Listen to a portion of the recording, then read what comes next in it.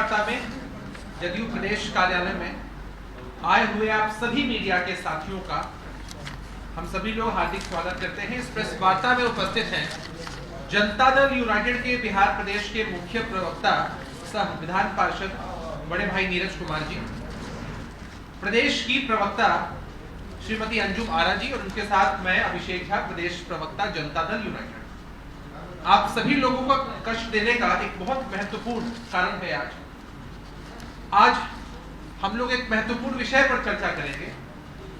जिस तरह से केंद्र की सरकार ने इस महीने में संसद का विशेष सत्र बुलाया है, उस मामले पर विस्तार से चर्चा होगी और आपके समक्ष बहुत सारे पहलू इससे जुड़े हुए पार्टी के मुख्य प्रवक्ता आदरणीय नीरज कुमार जी रखेंगे। कुछ बातों पर मैं आपका ध्यान आकृष्ट करना चाहता हूं कि संसद का विशेष सत्र कब बुलाना है, ये फैसला सरकार का। और संसदीय मामलों की जो कैबिनेट कमेटी होती है, जिसमें रक्षा, गृह, वित्त, कानून समेत 9 मंत्रालयों के मंत्री होते हैं, इसके सदस्य होते हैं, इनके द्वारा फैसला राष्ट्रपति को भेजा जाता है और राष्ट्रपति मंजूरी देता है। मसला ये है कि जब से इन लोगों ने सत्ता की बागडोर संभाली है, तब से संसद कितने कम दिनों तक काम करता है, कुछ आंकड़ों के माध्यम से आपके सामने हम लोग प्रस्तुत करना चाहते हैं। आजादी के बाद 2 दशकों तक भारत की संसद औसतन 120 दिन प्रतिवर्ष बैठती है, लेकिन पिछले 1 दशक की अगर हम लोग बात करें, इसमें अधिकांश समय मोदी जी के नेतृत्व में चल रही एनडीए की सरकार ने बिताया है। महज 70 दिन का संसद का सत्र हो गया है, 120 दिनों से भी कम है। मसला यह है कि मोदी सरकार G20 को इवेंट बनाने में लगी हुई है।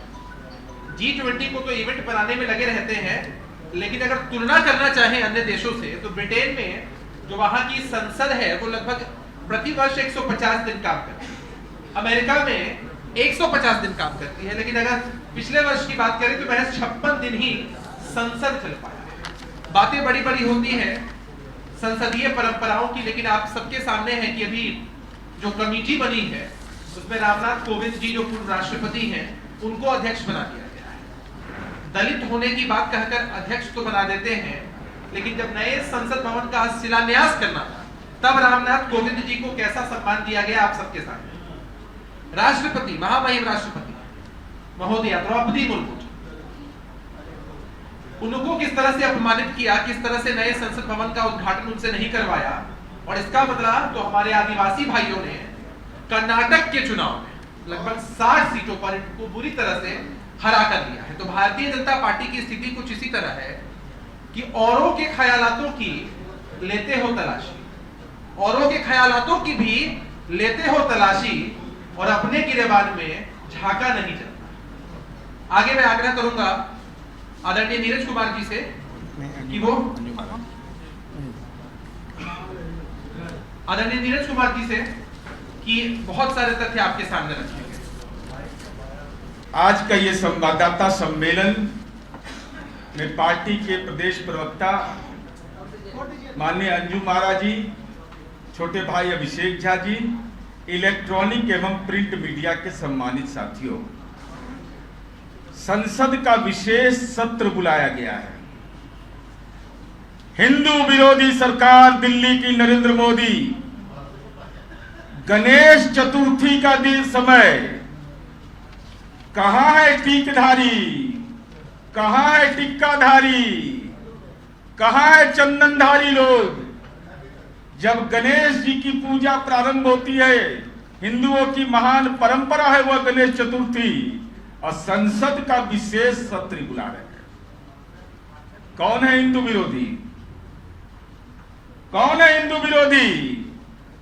हिंदू पंचांग से अपराध की व्याख्या ही करते हैं। उत्तर प्रदेश के डीजीपी ने एक पत्र निकाला, कहा कि अमावस्या के समय ज्यादा अपराध होता, कहां से ज्ञान ला रहा है। तो हम जानना चाहते हैं, हे प्रचंड टिक्काधारी, कमंडलधारी, कुंडलधारी, गणेश चतुर्थी के समय संसद का विशेष सत्र क्यों बुलाया? सवाल नंबर 1। सवाल नंबर 2, कि देश की संसद के अपमान का यह कौन सा राजनीति का संस्कार भारतीय जनता पार्टी को हो गया है। आजाद हिंदुस्तान की यह पहली सरकार है जो किसी कानून पर बहस करने या नया कानून बनाने के लिए संसद का विशेष सत्र बुलाया जाने की बात चर्चा में है। और संसदीय कार्य मंत्री ट्वीट के माध्यम से ढक्कन है क्या राजनीति के? आप क्या है? आप संसदीय कार्य मंत्री किस भूमिका में है? ट्वीट के माध्यम से संसद का विशेष सत्र की सूचना आप देश को देते हैं। संविधान का अनुच्छेद 85(1) मैं ये जानना चाहता हूं कि कैबिनेट की सलाह पर देश के राष्ट्रपति कभी भी संसद का सत्र बुला सकते हैं। फैसला संसदीय मामले की कमेटी, कैबिनेट कमेटी तय करती है, जिसमें माननीय अभिषेक झा जी ने कहा कि माननीय रक्षा, गृह, वित्त, कानून समेत 9 मंत्रालय के मंत्री इसके सदस्य होते हैं। इनके द्वारा लिया गया फैसला राष्ट्रपति के पास भेजा जाता है और अंततः राष्ट्रपति मंजूरी देते हैं। माननीय संसदीय कार्य मंत्री जी बताइए, कब बैठक हुई? 9 संविधान के अनुच्छेद 85(1) के तहत जो डॉक्टर भीमराव अंबेडकर का संविधान है, जो इंडिया दैट इज भारत कहता है, ये 9 विभागों के मंत्रियों की जो समिति है, इसकी बैठक कब हुई? किस डेट को बैठक हुई? कब यह फैसला लिया गया? यह देश की जनता को आप बताइए कि इस बैठक कब लिया हुआ? कब बैठक का फैसला महामहिम राष्ट्रपति को भेजा गया? अगर यह प्रक्रिया संविधान के 85(1) के तहत है तो इन प्रक्रियाओं का अनुपालन किया गया है कि नहीं? विशेष सत्र बुलाने का संविधान के 85(1) में यही प्रावधान है। तो आप संविधान से ऊपर है, पहले यह बताइए। ट्वीट के माध्यम से ही जानकारी दे रहे हैं और इसकी विधिवत जानकारी संसद को दी जाती है। विभिन्न दलों के सांसद, इनसे संवाद किया जाता है और यह अत्यावश्यक मामले में, कोई अर्जेंट मामला हो, कोई संकट की स्थिति हो, तो विशेष सत्र का आयोजन किया जाता है। तो आप बताइएगा ना, मणिपुर में जहां बेटी की अस्मत को सरेआम लूट लिया और नरेंद्र मोदी का हिम्मत आज तक नहीं हुआ मणिपुर जाने का, आजाद हिंदुस्तान में पहली बार मात्र 48 मिनट संसद चला, विधानसभा चला वहां का, मात्र 48 मिनट। लज्जा नहीं लगा इस देश के प्रधानमंत्री को कि 48 मिनट का विधानसभा का सत्र, और भाजपा के विधायक ने कहा हम भाग नहीं ले सकते। कुछ एक विधायकों ने, हमारे जान को खतरा है। हम यह जानना चाहते हैं कि आखिर कारण क्या है? आप संसदीय परंपरा का अपमान कैसे कर रहे हैं? बिना कब आपने बैठक किया? और संसद का विशेष सत्र हुआ है 1935 के बाद 2017 में हुआ, जब जीएसटी का कानून को विशेष के लिए संसद का विशेष सत्र बुलाया गया था। वो 1 घंटा 10 मिनट चला था। महामहिम राष्ट्रपति और माननीय प्रधानमंत्री जी ने संयुक्त रूप से एड्रेस किया था। इस सत्र में पूर्व प्रधानमंत्री माननीय मनमोहन सिंह जी, आईके गुजराल साहब देश के पूर्व प्रधानमंत्री, उनको भी बिठाया गया था। तो हम यह जानना चाहते हैं कि 18 से 22 सितंबर 2023 को संसद का जो लोकसभा और राज्यसभा है, दोनों जगह किन विषयों पर आप चर्चा कर रहे हैं, इसको बताइए। देश की जनता को छिपा क्यों रहे हैं? सस्पेंस क्यों कायम किए हुए हैं? इसका मतलब साफ है कि आप पारदर्शी तरीके से मुंह से तो पड़ाका छोड़ते हैं कि हम पारदर्शी शासन व्यवस्था हम करते हैं, लेकिन आपने तो संसद की गरिमा को ही तार कर दिया। संविधान के अनुच्छेद 85(1) को ही आपने तार कर दिया। जो प्रावधान था उसका भी आपने अनुपालन नहीं किया। और हम आपसे जानना चाहते हैं, इस देश के अंदर में, क्योंकि इतिहास से आपको लेना देना नहीं है, अरे जो 1947 को आजादी नहीं मानता है वो इसको उस पार्टी को इस देश के अंदर अपनी बात कहने का अधिकार है। जो हमारे पुरखों का अपमान किया, तिरंगे का अपमान किया, अब वे लोग प्रवचन देते हैं। तो हम यह जानना चाहते हैं कि लोकसभा का विशेष सत्र हुआ है आजादी के 25वीं वर्षगांठ में, 50वां वर्षगांठ में, भारत छोड़ो आंदोलन का 50वां वर्षगांठ में, लेकिन आप आखिर करना क्या चाहते हैं? यह देश की जनता, और हम इसको पूरा डिटेल आपको भेज देंगे कि कब कब देश के अंदर में विशेष सत्र बुलाए गए, लेकिन जो आचरण पेश किया गया है कि जिसकी चर्चा इन्होंने किया कि इस देश की संसदीय परंपरा में मोदी सरकार कितनी निर्लज्ज है, इस बात से अंदाजा लगाया जा सकता है कि देश के इतिहास में पहली बार हुआ जब संसद में 2020 में शीतकालीन सत्र को रद्द कर दिया गया। बहाना बनाया गया कोविड का। बिहार विधानसभा में चुनाव हुआ, रैलियां की गई। 2017 में गुजरात चुनाव के कारण संसद के शीतकालीन सत्र को कम कर दिया गया।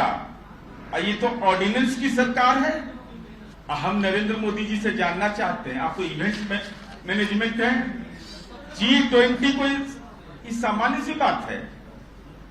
G20 कोई बड़ी बात नहीं है, सब देश को इसका चेयरमैनशिप करने का अधिकार मिलता है। अभिषेक झा जी ने कहा कि इसको भी इन्होंने इवेंट बना दिया। तो शौचालय से लेके पेशाब घर से लेके पेट्रोल पंप तक अपना फोटो छपवा लिए। लाज तो लगता नहीं है इनको प्रचार में। शौचालय में भी फोटो, पेट्रोल पंप पर भी फोटो।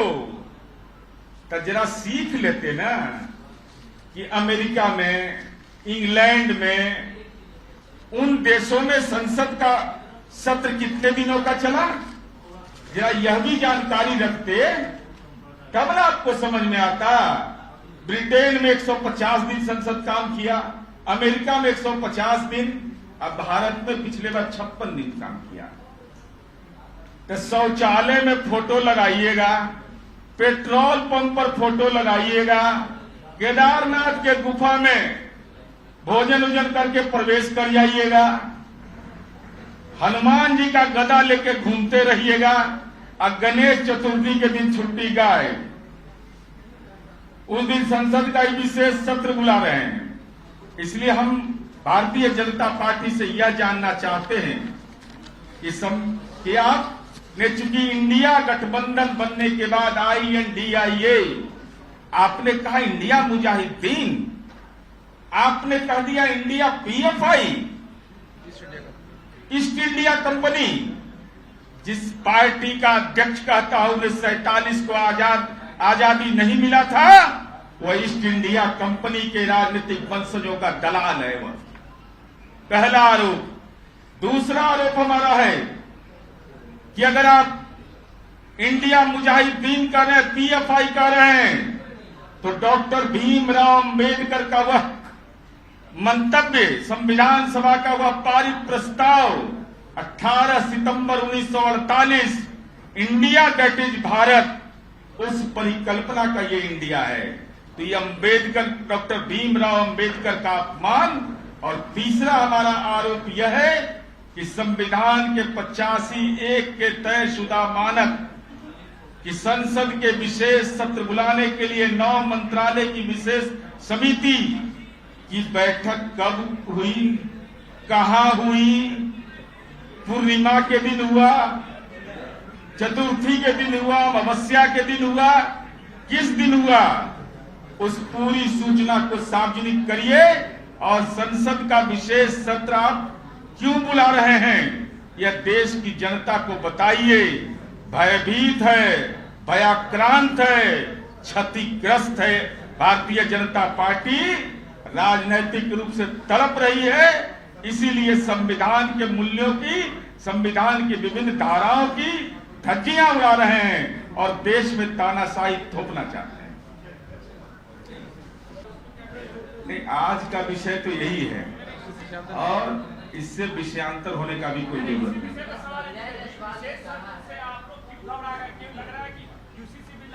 नहीं, हम घबरा नहीं रहे हैं। हम सिकंदर पैदा लिए हैं गंगा जी के पास, गंगा के गाद में, उनको ज्ञान दे रहे हैं। उनको ज्ञान दे रहे हैं जो कहते हैं कि 1947 में आजादी नहीं मिली तो संविधान के अनुच्छेद 85(1) के तहत विभिन्न मंत्रालयों की एक समिति बननी है, विशेष सत्र बुलाने का अधिकार है। वह बैठक कब हुई, उस बैठक में कौन कौन लोग भाग लिए, कब आपने पत्राचार किया, इन तथ्यों की जानकारी दीजिए। आप डॉक्टर भीमराव अंबेडकर के संविधान को अगर बदलना चाहिएगा तो इसकी इजाजत हम नहीं देंगे। अब माननीय संजय जायसवाल जी को कहिए कि जो बीजेपी का कार्यालय है ना, उस सबका पैन कटवा सही नहीं है, जरा उसका जांच उस बिहार में करवा लें, नहीं तो वो भी खुलासा करने वाले हैं।